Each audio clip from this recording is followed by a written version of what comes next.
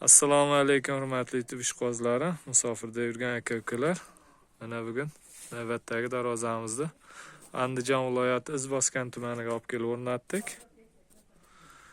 350 ga 360 razmerga o'rnagan darvozamiz 10.300.000 so'mga olib kelib o'rnatdik. 1 kvadrat metri 820.000 so'mdan olib kelib o'rnatildi. Darvozamizni materiallari bilan tanishtirib o'tsak, stoykalari 8 ga 8 ikkilik stenada bo'ldi. Profillari 6 ga 4 1,5lik stena, listlari 1,8lik listda bo'ldi. Juda baquvvat, chiroyli darvoza bo'ldi mana.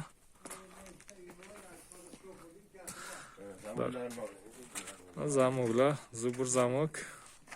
Har doim o'rnatiladigan. Glazovgacha qo'yildi. Xudo xohlasa ancha yil xizmat qiladi degan umiddamiz. Kraskalar o'sha mokra asfalt, devo kraskadan sepildi. Orqa holatlarini ko'rsatib o'tsak,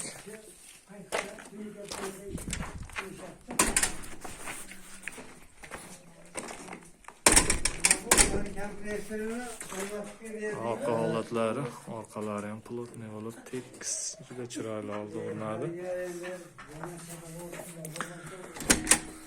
Taglari shviller qo'yildi. Stoykalari 8 ga 8. Taglari shviller bo'ldi. Ichidagi arqon chaspak, 2 ga 3 chaspaklari ham polni qalin stenalida bo'ldi. Tepasi lazer mana.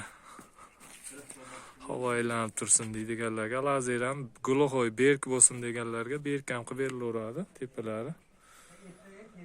Hurmatli aka-ukalar, kimga shunday darvozalar kerak bo'lsa, ekranimizni pastki qismiga nomerimizni qo'yib qo'yamiz. Bemalol murojaat qilishlari mumkin. O'zbekiston bo'ylab dostavka, ustanovka mavjud.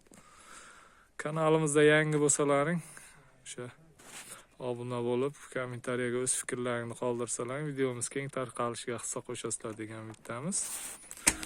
Doim kuzatib boringlar. Keyingi videolarimizda ham o'rnatish, kraska sepish jarayonlarini qo'yib borishga harakat qilamiz. Sog' bo'linglar, salomat bo'linglar.